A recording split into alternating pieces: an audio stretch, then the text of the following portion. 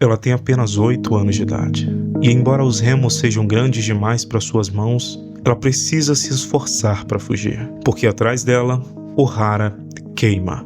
A biblioteca com 5.000 anos de história foi incendiada, os arqueólogos que a trataram como filha foram incendiados, e Sol, o gigante que riu com ela pela última vez alguns minutos atrás, está sendo completamente congelado. O oceano à sua frente é negro e infinito. Ela tenta rir. Ela abre a boca e força aquele som que Sol lhe ensinou. Aquela risada estranha, absurda, mas calorosa que ele usava para transformar a dor em algo suportável. O som sai, por alguns segundos existe, ela se esforça para continuar rindo, mas então ele some completamente afogado pelo choro. Uma menina de 8 anos remando para longe do fim do seu mundo, tentando rir e não conseguindo. Esse é o momento que define tudo o que virá depois na vida de Nico Robin. Toda escolha, cada traição, toda vez que ela se posicionou naquele limiar entre o bem e o mal, entre viver ou desaparecer, tudo começa aqui, nesse barco pequeno demais, nessas mãos pequenas para o remo, nesse riso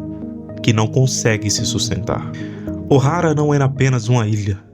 Era o único lugar do mundo onde o conhecimento era tratado como sagrado. A árvore do conhecimento, uma biblioteca viva com séculos de registros acumulados, ficava no centro da ilha como um lembrete de que o passado era importante, de que alguém havia se dado o trabalho de preservar a memória do mundo. Os estudiosos que ali viviam sob sua sombra acreditavam com convicção que entender o que havia sido esquecido era de fato um ato de responsabilidade com o futuro.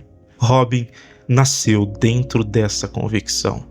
Sua mãe, Nico Olvia, partiu para uma expedição arqueológica quando a filha tinha 2 anos. Ela deixa a criança sob os cuidados dos parentes que não queriam estar lá. A tia Roge tratava a sobrinha como um peso doméstico, um erro a ser tolerado, e as crianças da vila, moldadas pelo medo daquilo que não compreendiam, chamavam Robin de demônio desde antes que ela soubesse o que a palavra significava. E o que ela havia feito para merecer isso? Bem, ela tinha comido uma Akuma no Mi, a Hana no Mi, que a permitiam brotar partes do seu corpo em qualquer superfície ao redor. Um dom extraordinário que se tornou sua maldição.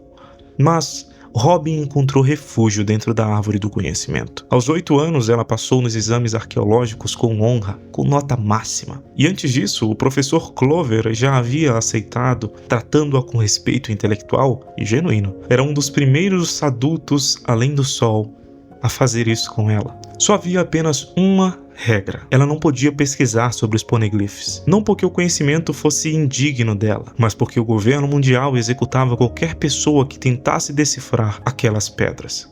Clover conhecia o perigo e protegia aquela menina que ele via, de certa forma, como sua filha acadêmica. Mas o governo mundial já havia chegado à mesma conclusão que Clover havia chegado anos antes. Os poneglyphs guardavam a história do século perdido, 800 anos apagados dos registros oficiais por decreto dos governantes do mundo. Se alguém descobrisse o que havia sido silenciado, a legitimidade de toda a estrutura de poder global desmoronava. A Cypherpol, o braço da inteligência do governo, já estava monitorando Ohara. E quando os estudiosos avançaram demais, a decisão foi tomada nos corredores de Mary Joyce.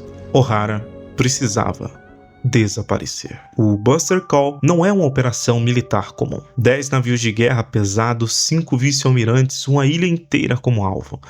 É a resposta que o governo reserva para ameaças de escala existencial.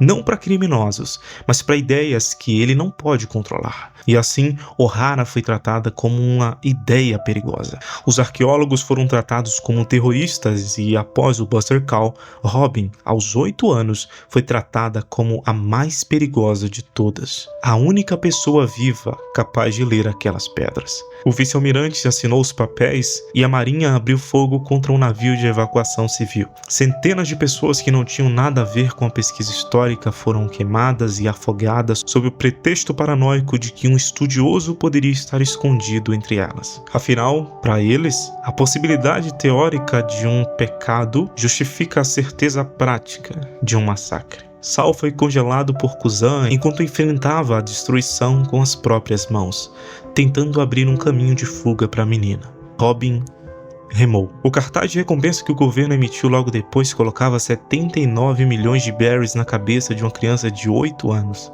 E para justificar um valor absurdo, a Marinha construiu a mentira de que o demônio de O'Hara havia fundado 6 navios de guerra da Marinha sozinha. A propaganda transformou a menina em um monstro porque a verdade é que eles haviam massacrado uma ilha de estudiosos para suprimir conhecimento histórico não podia ser dita em voz alta.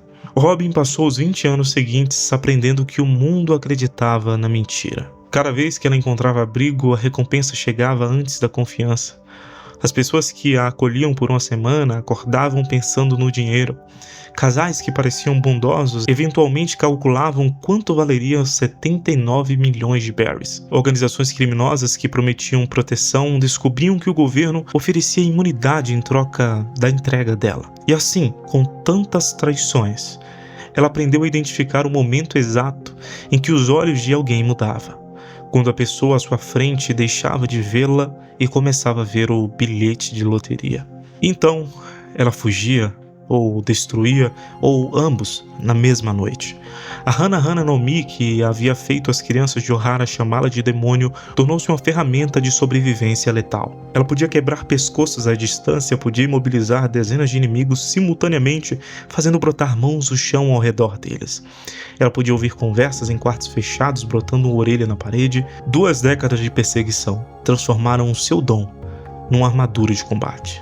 Mas a armadura não é o mesmo que um lar. Pouco tempo depois, ela se juntou à Baroque Works de Crocodile aos 24 anos, assumindo o codinome de Miss All Sunday e o cargo de vice-presidente. Esse era o acordo mais longo que ela já havia conseguido. 4 anos de estabilidade relativa, protegida pelo escudo político do título de Shichibukai de Crocodile. Mas era uma troca. Ela leria os poneglyphs que ele precisava para localizar as armas ancestrais. O que ela achava que buscava estava no poneglyph de Alabasta. O rio Poneglyph, a compilação das outras pedras espalhadas pelo mundo, formando a narrativa única sobre o século perdido. Era o sonho que havia custado a vida de O'Hara. Robin acreditava que Alabasta guardava a pedra que abriria esse caminho. E assim foram 4 anos de servidão criminal para chegar até ela. Nas catatumbas do túmulo dos reis, sob a capital Alubarna, ela finalmente tocou o poneglyph de Alabasta. A pedra narrava apenas informações táticas sobre a localização da arma ancestral Pluton. Nada sobre o século perdido, nada que justificasse os 20 anos de fuga. Robin ficou parada diante da pedra por um tempo. Depois, ela mente para Crocodile. Ela disse que a pedra não continha nada útil. Crocodile percebe a mentira no mesmo instante e quando ele crava o gancho nela e a deixa sangrando no chão, Robin não tenta escapar com muita urgência. O desmoronamento do teto parecia razoável. A morte parecia razoável. 20 anos de fuga por um sonho que havia acabado de revelar-se vazio pareciam razoáveis. Foi o Luffy que não achou razoável. Ele a carrega à força pelas ruínas com as mãos ensanguentadas e quando ela disse, "Me deixe morrer aqui", ele simplesmente não obedeceu. E não era porque ele tinha uma argumentação filosófica sobre o valor da vida, não era porque ele conhecesse a história dela, era porque para Luffy, "me deixe morrer", dito por uma pessoa que ainda está respirando, é uma instrução que ele não sabe como processar. Ela se autoconvida para ir a bordo do Going Merry, sentou-se à mesa da tripulação, abriu um livro e ficou lá como se sempre tivesse pertencido àquele navio. Ela disse que Luffy havia cometido o pecado de não deixá-la morrer quando ela havia decidido e que, portanto, ele precisava assumir a responsabilidade por sua existência continuada. Era a justificativa mais estranha que aquele navio havia ouvido. Luffy sorriu e apenas diz à tripulação que ela não era uma pessoa ruim. E Robin ficou. Mas o oceano é traiçoeiro, de maneiras que ela não havia calculado. Depois das disputas do Dave Backfight, um homem alto, meio desengonçado, dormia no relento da ilha. Robin o reconheceu antes de qualquer outro membro da tripulação. Aquele casaco, aquela postura, era Kuzan, almirante da marinha, o homem que havia congelado o sol. O mesmo homem que havia deixado Robin escapar 20 anos atrás, cruzado os braços e dito que ficaria de olho. O terror que tomou conta de Robin naquele momento não era o terror de uma criminosa confrontando a marinha. Era o terror de uma criança de 8 anos reconhecendo o rosto que estava presente no dia que tudo acabou. Ela o atacou. Ela sabia que era fútil, mas atacou assim mesmo. Kuzan a congela inteiramente com a Rie no Mi. Robin virou uma estátua de gelo a um passo de ser estilhaçada em pedaços. Chopper, Nami e Usopp correram para segurar a estátua, carregando-a de volta ao Going Merry, enquanto Luffy enfrentava o almirante e era igualmente derrotado. Todos sobrevivem, Kuzan vai embora, mas o que ele havia feito era mais significativo do que o ataque físico. Ele havia provado, com a presença do próprio corpo, que o governo mundial sabia exatamente onde Robin estava, que os chapéus de palha já estavam marcados por associação e que o peso da recompensa dela, do estigma de Ohara, do medo institucional do governo diante de alguém que conseguia ler os poneglyphs, todo esse peso havia pousado silenciosamente sobre os ombros de Luffy e de cada pessoa naquele navio. Robin havia feito exatamente o que temia. Trouxe o inverno para pessoas que estavam navegando sob o sol. E em Water 7, a Cypher Pool materializa o que Kuzan havia sugerido. Eles encontram Robin e oferecem um acordo simples: ajudar a matar o Iceberg e se entregar voluntariamente a Enies Lobby. Ou o governo usaria a autorização de Buster Call contra os chapéus de palha. Ela aceitou. E essa parte exige muita atenção, porque é muito fácil ler isso como uma rendição, mas é completamente diferente disso. Robin não foi quebrada pelo medo. Ela foi quebrada pela lógica. Durante 20 anos, sua estratégia de sobrevivência havia sido simples. Quando a organização que a protegia se tornava um risco maior do que o perigo externo, ela saía. Mas o problema com o chapéu de palha é que ela não podia sair. Ela havia criado um vínculo que não conseguia nomear com pessoas cujo nome ela se recusava a pronunciar. E agora, esse vínculo estava prestes a destruí-los. Então a única saída que ela conseguia ver era remover a si mesma da equação.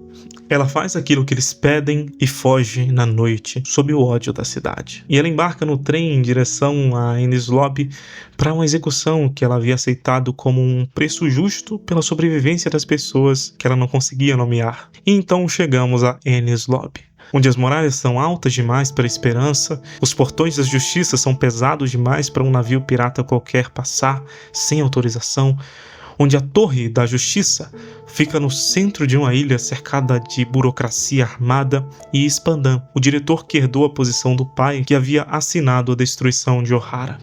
Spandan arrastava Robin pelos cabelos pela escadaria. Spandan batia, humilhava, ria, não porque Robin fosse perigosa naquele momento. Ela estava algemada com Kairosek, os seus poderes estavam bloqueados. Ele batia porque podia, porque ela era o símbolo de tudo o que o governo havia decidido que não podia existir. E destruir esse símbolo com as próprias mãos enquanto ela estava em defesa era o tipo de prazer que pessoas pequenas encontram quando o sistema as coloca acima de pessoas mais fortes. E é interessante quando o Frank que nomeia o que estava acontecendo ali. Ele havia perdido seu mestre, o Tom, da mesma forma que Robin havia perdido Ohara. O governo tinha executado Tom pelo crime de ter construído o navio do Rei dos Piratas décadas atrás. Tom havia sido julgado por uma criação, condenado por uma possibilidade. E antes de morrer, Tom diz a Frank que fazer uma criação não é crime. Um navio não carrega o pecado de quem o usou. Existir não é e nunca pode ser um crime. E então Luffy chegou. Ele e o resto da tripulação se alinharam no telhado da Torre da Justiça do outro lado do abismo, diante dos portões que separavam a ilha do resto do mundo. Robin ainda implorava que recuassem. E listava os motivos para que eles fizessem isso. A marinha os caçaria, o mundo inteiro os perseguiriam, as pernas deles iriam ceder e em algum dia eles iriam vê-la como um peso e iriam traí-la. Ela estava nomeando o medo que havia governado cada decisão dela nos últimos 20 anos e Luffy ficou quieto. Depois, ele vira para a bandeira do governo mundial, o estandarte com a cruz e os 5 anéis que representavam a unificação de mais de 70 nações, o símbolo físico da ordem que havia queimado Ohara, que havia colocado 79 milhões de berries na cabeça de uma criança de 8 anos. E então, Luffy dá uma ordem a Sogeking. A estrela de fogo que o Usopp disparou atravessou o ar de Enies Lobby e acertou o centro da bandeira. O tecido pega fogo e os agentes param. Spandan para. No universo de One Piece, queimar a bandeira do governo não é vandalismo, é a declaração formal de que você está em guerra com o mundo inteiro. É a escolha mais cara que um pirata pode fazer. e ela foi feita por um jovem de chapéu de palha sem hesitação, pela mulher que ele havia se recusado a deixar morrer nas ruínas de Alabasta. O Robin olha para aquela bandeira queimando e algo dentro dela parte na direção certa pela primeira vez em 20 anos. Luffy gritou para ela através do abismo com a voz de quem nunca aprendeu a sussurrar as coisas que são importantes na vida. Robin, eu ainda não ouvi isso da sua boca. Diga que você quer viver. Ela havia remado para longe de Ohara tentando rir e não conseguido. Havia passado 2 décadas aprendendo que cada pessoa que se aproximava dela era uma ameaça em potencial. Havia aceitado uma execução como preço justo pela sobrevivência de pessoas cujos nomes ela se recusava a pronunciar, porque pronunciar nomes era o mesmo que criar raízes, e raízes eram o que o governo arrancava primeiro. O rosto de Robin se deformou, e não foi da forma contida ou estoica que ela havia treinado durante anos. As lágrimas não foram discretas. Foram o tipo de choro que acontece quando uma pessoa finalmente para de segurar algo que estava carregando desde os 8 anos de idade. Eu quero viver. Me levem com vocês para o mar. A batalha que se seguiu demoliu Enies Lobby e rendeu a Robin a satisfação de quebrar o Spandan enquanto eles fugiam pelo cais. Depois, de volta para o navio, uma coisa mudou na língua de Robin. Luffy voltou a ser Luffy, Zoro voltou a ser Zoro, Nami voltou a ser Nami e o Sop, o narigudo, voltou a ser o Sop. A menina que havia tentado rir num barco pequeno demais, remando sozinha para longe do único lar que conhecia, nunca havia encontrado uma forma de parar de remar, nunca havia encontrado um repouso em Enies Lobby. Ela finalmente parou. E se você gostou desse vídeo, não deixa de clicar em gostei, se inscreve nesse canal, sugere outros temas pra gente discutir aqui e até o próximo vídeo.